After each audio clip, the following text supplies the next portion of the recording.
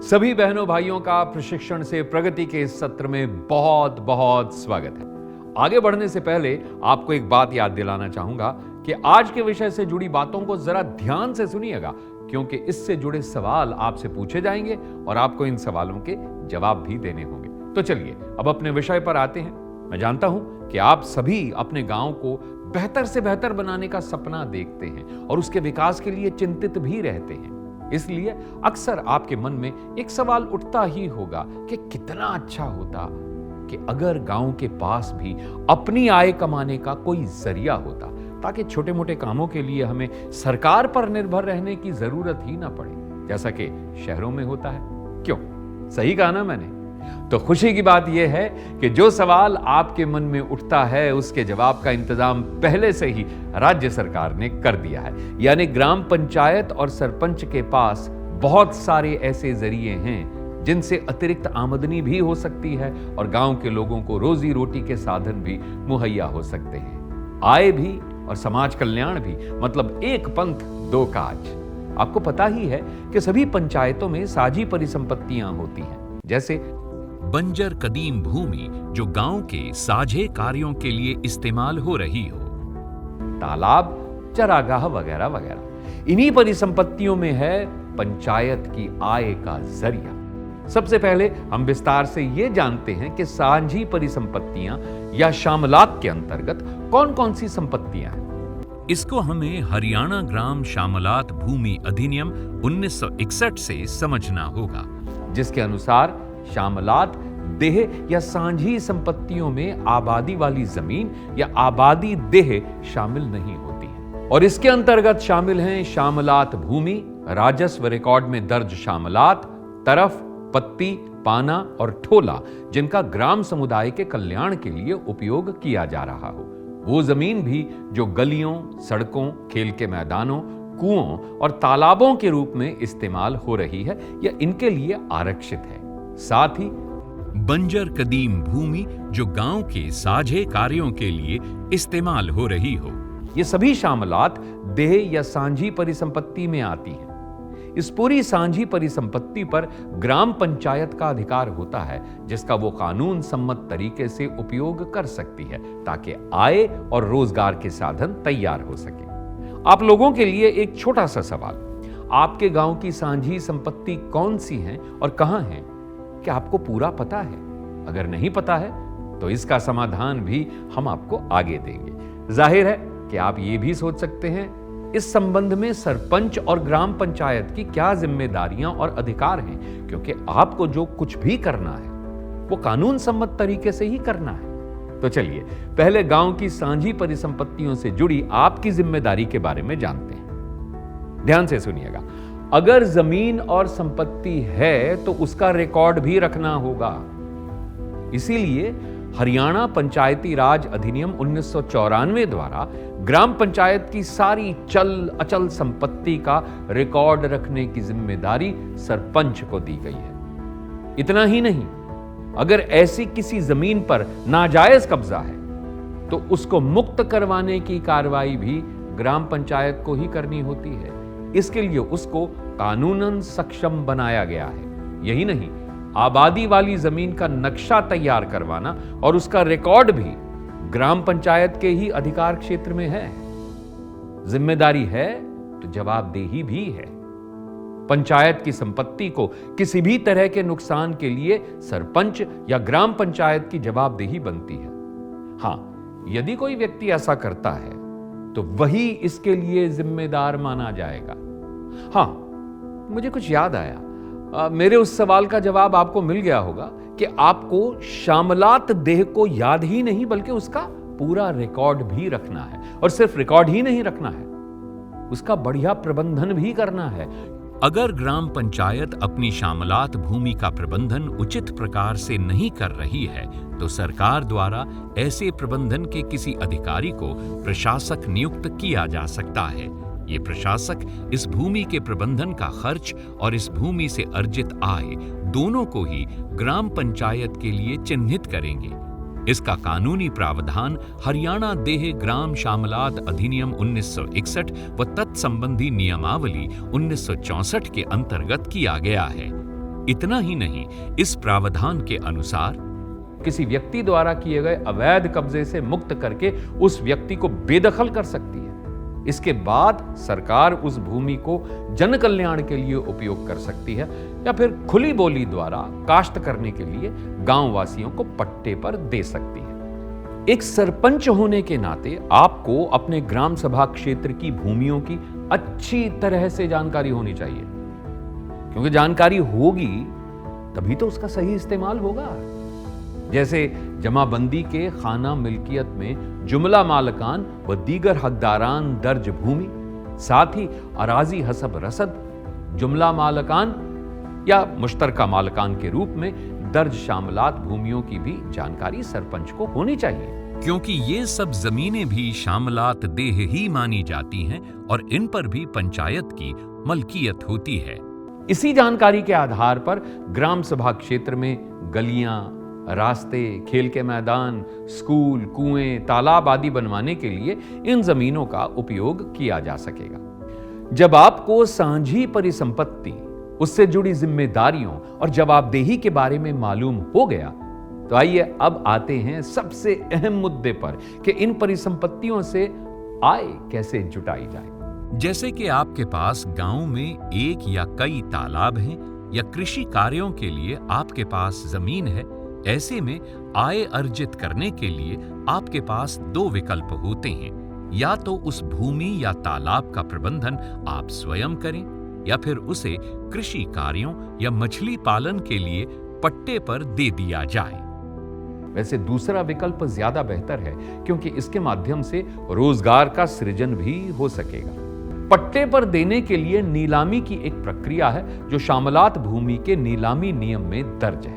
इसके अंतर्गत पट्टे के लिए नीलामी खुली बोली द्वारा ही संभव है और उस नीलामी पट्टे पर सरपंच और दो पंचों के हस्ताक्षर जरूरी है। इस खुली बोली की वीडियोग्राफी भी अनिवार्य है। साथ ही इस रिकॉर्डिंग को पंचायत की वेबसाइट पर अपलोड करना भी अनिवार्य है। इसके अतिरिक्त आपको यह जानना भी जरूरी है कि जिन ग्राम पंचायतों की भूमि खनन विभाग द्वारा माइनिंग गतिविधियों के लिए पट्टे पर ली जाती है, नियमानुसार ऐसी भूमियों के पट्टे की राशि का 3% हिस्सा वार्षिक दर से ग्राम पंचायतों को रॉयल्टी के रूप में मिलना अनिवार्य है। इससे भी ग्राम पंचायतों की आय में वृद्धि होगी और पंचायतें ये भी सुनिश्चित करें कि माइनिंग के लिए ठेका लेने वाली कंपनी पट्टे पर ली गई भूमि से अधिक भूमि पर माइनिंग के कार्य न करे। लेकिन इस तरह की नीलामी में एक खतरा यह भी है कि पट्टे की नीलामी गांव के संपन्न और प्रभावशाली वर्ग के पास जा सकती है और जिस गरीब और निचले तबके को इसकी वास्तव में जरूरत है वो इसके लाभ से वंचित ही रह जाए।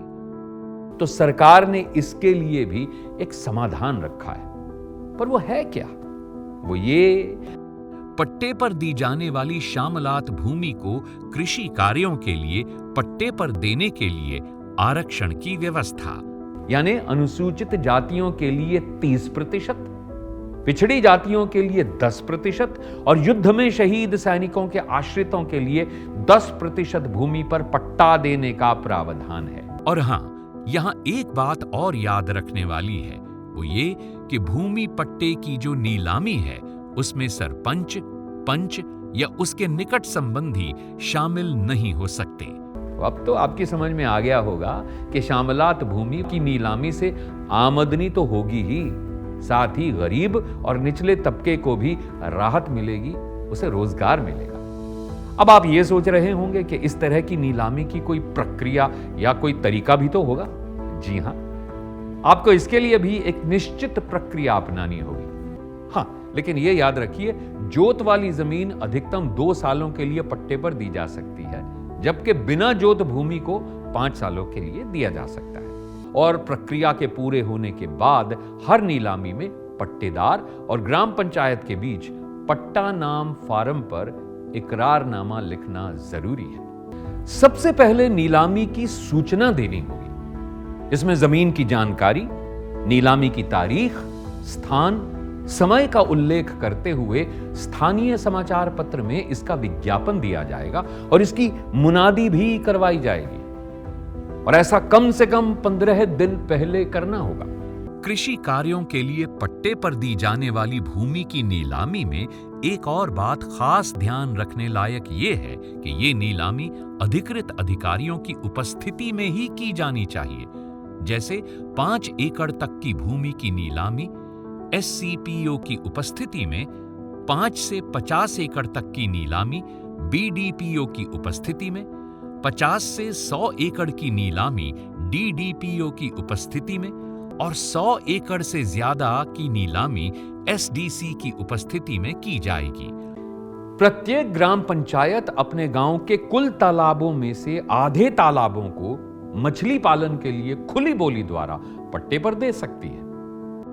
ये तालाब मछली उत्पादन या सिंघाड़ा उत्पादन के लिए 5 से 10 वर्ष के लिए पट्टे पर दिए जा सकते हैं। यहां यह ध्यान रखना भी जरूरी है कि वार्षिक पट्टा दर 10,000 प्रति एकड़ प्रति वर्ष से कम नहीं होनी चाहिए। यानी अगर आपने 5 एकड़ तालाब की नीलामी की तो हर साल कम से कम 50,000 रुपए तो ग्राम पंचायत की आय होगी ही।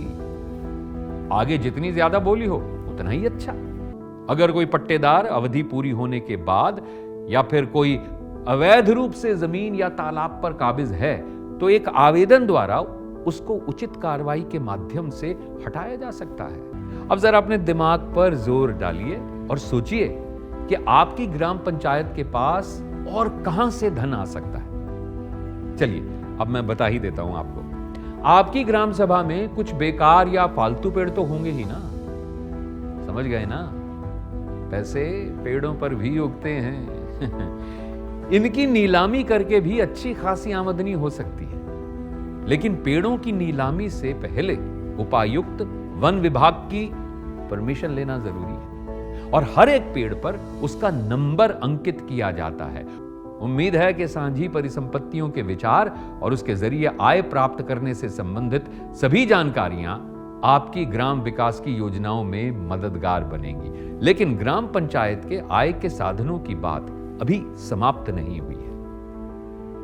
इसके और भी कई स्रोत हैं जो ग्राम सभा को एक मजबूत वित्तीय आधार देने में समर्थ हैं। आइए जरा इसके बारे में जानते हैं। क्या आप जानते हैं कि ग्राम पंचायत की आय के साधनों को सामूहिक रूप से किस नाम से जाना जाता है? शायद आप में से कुछ को पता भी हो। इसको कहा जाता है ग्राम निधि या फिर इसे ग्राम फंड भी कहते हैं। यदि हम इसके वैधानिक पहलू को देखें तो हरियाणा पंचायती राज वित्त, बजट, लेखा परीक्षा, कराधान व संकर्म नियमावली 1996 के नियम 11 के अनुसार प्रत्येक ग्राम पंचायत में एक ग्राम फंड होगा और ग्राम फंड का उपयोग पंचायत अपने कर्तव्यों के पालन के लिए करेगी। इससे पहले कि इसके संचालन के बारे में बात करें, आइए ग्राम फंड के स्रोतों के बारे में जरा जान लिया जाए। ग्राम फंड की धनराशि के आय स्रोतों की बात करें तो इसमें शामिल हैं सरकार या स्थानीय निकाय से प्राप्त अनुदान राशि, ग्राम समाज द्वारा एकत्रित अंशदान, दान से प्राप्त धन, सभी तरह के कर, फीस, जुर्माना व अन्य माध्यमों से प्राप्त राशियां, गांव की सामूहिक संपत्ति से प्राप्त आय, हड्डा रोड़ी से प्राप्त आय, तालाब में मछली पालन से प्राप्त आय, शामलात भूमि की आमदनी। यहां एक बात पर ध्यान देना लाजमी है, वो ये कि ग्राम पंचायत यदि कर और फीस से आय अर्जित करती है तो उनके वसूली का तरीका या नियम क्या है। तो मैं आपको बताना चाहूंगा कि इस तरह से गृह कर अथवा चूल्हा टैक्स के कर की दर पहले से ही नियत की गई है। जैसे जमीन के मालिक और दुकानदार पर 30 रुपए प्रति वर्ष, भूमि के काश्तकार तथा कारीगर पर 20 रुपए प्रति वर्ष, अकुशल मजदूर पर 10 रुपए प्रति वर्ष। जहां तक कर लगाने का प्रश्न है तो पंचायत को कोई भी नया कर लगाने से पहले सरकार की अनुमति लेना जरूरी है। टैक्स के जैसे ही पंचायत को कुछ चीजों पर फीस वसूलने की भी अनुमति है, जैसे तहबाजारी फीस, पशु मेलों के अतिरिक्त अन्य सभी मेलों से यह वसूली जाती है। सर्विस फीस, ग्राम पंचायत नागरिक सेवाओं के बदले में सेवा शुल्क ले सकती है। पशुओं को बेचने पर रजिस्ट्रेशन फीस, रिकॉर्ड निरीक्षण फीस 25 रुपए, रिकॉर्ड प्रति की फीस 5 रुपए प्रति पृष्ठ। जिस तरह से कर लगाने से पहले सरकार की अनुमति जरूरी होती है, उसी तरह कोई भी नई फीस लगाने से पहले ग्राम पंचायत को एक प्रक्रिया पूरी करनी होती है। सबसे पहले फीस को लेकर एतराज और सुझाव आमंत्रित करने का प्रस्ताव व नोटिस तैयार करना होता है। इसके लिए 30 दिन का समय दिया जाता है। प्राप्त सुझावों, एतराजों के आधार पर अंतिम निर्णय का प्रकाशन किया जाता है। इस फीस के विरुद्ध या असेसमेंट से संबंधित अपील प्रकाशन तिथि के 15 दिन के अंदर बीडीपीओ के समक्ष की जाएगी, जिसका निस्तारण 2 महीने के अंदर करना ही होगा। कर या फीस लागू होने के बाद ग्राम पंचायत वसूली के लिए किसी व्यक्ति अथवा व्यक्तियों को नियुक्त कर सकती है। इसके एवज में उसे वसूली गई राशि का 5% कलेक्शन चार्जेस के रूप में दिया जा सकता है। सभी प्रकार के करों और फीस का लेखा जोखा रखने के लिए ग्राम पंचायत को एक डिमांड एंड कलेक्शन रजिस्टर तैयार करवाना होता है। ग्राम पंचायत की आय के स्रोत और उससे बने ग्राम फंड के बारे में भी आप काफी कुछ जान गए हैं। ग्राम फंड तो तैयार हो गया, लेकिन इसमें से कोई भी धनराशि किस तरह निकाली जाए, इसके लिए भी तय नियम हैं, जिन्हें अच्छी तरह से जानना आप सभी के लिए बहुत जरूरी है। तो चलिए देखते हैं कि ये नियम क्या कहते हैं। ग्राम फंड का संचालन सरपंच या उसकी अनुपस्थिति में बहुमत वाला पंच करेगा। सभी धनराशियां डाकघर या सरकार द्वारा अनुमोदित बैंक में ही जमा करनी होगी। बिना प्रस्ताव के फंड से पैसा नहीं निकाला जा सकता है। सरपंच बहुमत से प्रस्ताव पारित होने पर ही धन निकाल सकता है। ग्राम पंचायत को बैंक से पैसा निकालते समय कार्यवाही पुस्तिका में दर्ज प्रस्ताव की प्रति देना अनिवार्य है। बिना कार्यवाही पुस्तिका में दर्ज प्रस्ताव को इस्तेमाल करना गैर कानूनी माना जाएगा। किसी निर्माण कार्य के लिए धन निकासी से पहले उस कार्य का बजट अनुमान स्वीकृत होना चाहिए। केवल आपात स्थिति में सरपंच ग्राम पंचायत के खाते से 1000 रुपए निकलवा सकता है। हालांकि सरपंच को 25,000 रुपए नकदी के रूप में रखने का अधिकार होता है। ग्राम पंचायत द्वारा किए जाने वाले विकास कार्यों या अन्य कार्यों के लिए किए जाने वाले खर्च का भुगतान लेनदार को नगद नहीं देना है, बल्कि उसे चेक द्वारा या लेनदार के खाते में ऑनलाइन ट्रांसफर करना अनिवार्य है। ग्राम पंचायत को पिछले वर्ष की आय का 10% न्यूनतम अधिशेष या मिनिमम बैलेंस के तौर पर रखना जरूरी है। आज आपको इतनी सारी जानकारी मिलने के बाद यह महसूस हो रहा होगा कि पंचायत के पास अतिरिक्त आय कमाने और काफी हद तक आत्मनिर्भर बनने के लिए साधन भी हैं और अधिकार भी हैं। अब गेंद आपके पाले में है। यह आप सभी की इच्छा शक्ति और रचनात्मकता पर निर्भर करता है कि आय के स्रोतों और प्राप्त धनराशि का प्रबंधन किस तरह बेहतर से बेहतर तरीके से किया जाए। और हां, अभी हमारा यह सत्र खत्म नहीं हुआ है, क्योंकि अब बारी है एक अहम सरकारी कदम के बारे में बात करने की, जिसने हरियाणा की ग्राम पंचायतों के लिए संपन्नता के द्वार खोल दिए हैं। आप सोच रहे होंगे कि यह कौन सी योजना है। राज्य सरकार द्वारा ग्राम पंचायतों को ग्रामीण क्षेत्रों के बिजली के बिल पर 2% तथा ग्रामीण क्षेत्रों में संपत्ति की खरीद फरोख्त के लिए रजिस्टर्ड सेल डीड पर भी 2% राशि देने का निर्णय लिया गया है। इससे न केवल ग्राम पंचायतों की वित्तीय स्थिति में सुधार होगा, बल्कि उन्हें और अधिक विकास कार्य करवाने का अवसर मिलेगा। इसके अतिरिक्त नगर पालिकाओं की तर्ज पर अनेक प्रकार के अन्य संपत्ति कर लगाने का प्रस्ताव भी विचाराधीन है। यदि कोई पंचायत स्वतः ऐसे कर लगाना चाहती है, तो वो इस आशय का प्रस्ताव बहुमत से पारित करके सरकार को अनुमति के लिए भेज सकती है।